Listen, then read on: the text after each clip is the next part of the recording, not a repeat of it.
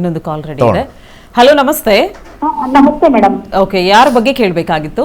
ನಮ್ಮ ಮನೆಯವರ ಬಗ್ಗೆ ಕೇಳಬೇಕಾಗಿತ್ತು ಮೇಡಮ್. ಓಕೆ, ಹುಟ್ಟಿದ ದಿನಾಂಕ, ಸಮಯ ಹೇಳಿ. 5/7/1976. 5/7/1976. ಓಕೆ, ಸಮಯ? ಸಮಯ ನಮಗೆ ಗೊತ್ತಿಲ್ಲ ಮೇಡಮ್. ಮೊದಲೆಲ್ಲ ಹಂಗ ಇದು ಮಾಡ್ತಿದ್ರಲ್ಲ ಆತರ. ಓಕೆ, ನಿಮ್ಮ ಮನೆಯವರ ಹೆಸರು ಹೇಳಿ. ಬಸವರಾಜ್.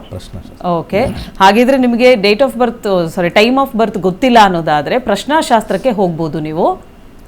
ಓಕೆ, 1ರಿಂದ 249 ಸಂಖ್ಯೆ ಒಳಗಡೆ ಒಂದು ಸಂಖ್ಯೆ ಹೇಳಿ. 25 ಮೇಡಮ್. ಗುರುಜಿ ಒಟ್ಟಿಗೆ ಮಾತಾಡಿ ಈಗ. ನಮಸ್ಕಾರ. ನಮಸ್ಕಾರ ಗುರುಜಿ. ಯಾವ್ದ್ರ ಬಗ್ಗೆ ಕೇಳ್ಬೇಕಮ್ಮ? ನಮ್ಮ ಮನೆಯವರು ನಮ್ ಕೂಡ ಕಿರಿಕಿರಿ ಮಾಡ್ತಾರೆ. ಮ್ಯಾರೇಜ್ ಬಗ್ಗೆ ನೋಡೋಣ. ಆಯ್ತು, ಹೇಳ್ತೀನಿ. 25 ನಂಬರ್ ಹೇಳಿದ್ದು? 25 ಮೇಡಮ್. 25. Okay okay. ಯಾವ ಊರಿರೋದು ನೀವು? ನಾವು ಧಾರವಾಡ ಗುರುಜಿ ನಮ್ದು. ಸರಿ, ಓಕೆ. ನೀವು ಕೇಳಿರ್ತಕ್ಕಂಥ ಪ್ರಶ್ನಾಶಾಸ್ತ್ರದಲ್ಲಿ ರಾಹು ನಿಮಗೆ ಆನ್ಸರ್ ಮಾಡ್ತಾ ಇದೆ. ರಾಹು ಗ್ರಹ ಆನ್ಸರ್ ಮಾಡ್ತಾ ಇದೆ. ರಾಹು ಗ್ರಹ ಲಾಭಸ್ಥಾನದಲ್ಲಿ ಕೂತ್ಕೊಂಡು ರೆಟ್ರೋಗ್ರೇಡ್ ಆಗಿದೆ. ಅವ್ರಿಗೆ ಈಗೋ ಅನ್ನೋದು ಒಂದಿರುತ್ತೆ, ಅಹಂ ಅನ್ನೋದು ಬಂದಿದೆ. ಆ ಅಹಂ ಅಂತಕ್ಕಂಥ ಒಂದು ವಿಚಾರನ ನಾವು ಮುಂದೆ ಇಟ್ಕೊಳ್ತೀವಿ. ಇದರಲ್ಲಿ ಏನು ವಿಚಾರ ಅಂತಲೂ ಗೊತ್ತಾಗ್ಬಿಡುತ್ತೆ.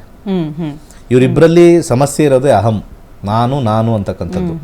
ಆ ನಾನು ಅನ್ನೋದು ಹೋದ್ರೆ ಆಗ್ಬಿಡುತ್ತೆ.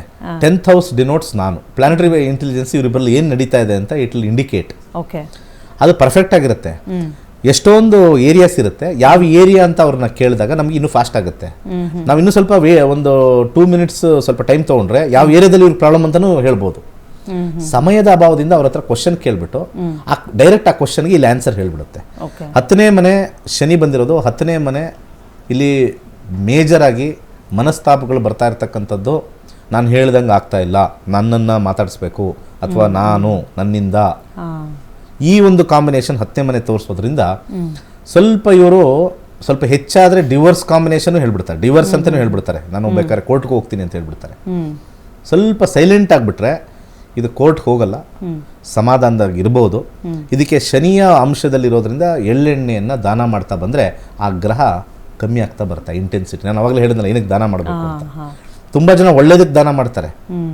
ಒಳ್ಳೇದಕ್ಕೆ ದಾನ ಮಾಡಿ ಅವ್ರು ಹೇಳ್ದಂಗೆ ಮಾಡಿದ್ವಿ ಎಲ್ಲ ಇನ್ನೂ ಜಾಸ್ತಿ ದಾನ ಮಾಡಿದ ತಕ್ಷಣ ಜಾಸ್ತಿ ಲಾಸ್ ಆಗೋಯ್ತು ಅಂತ ಹೇಳ್ಬಿಡ್ತಾರೆ.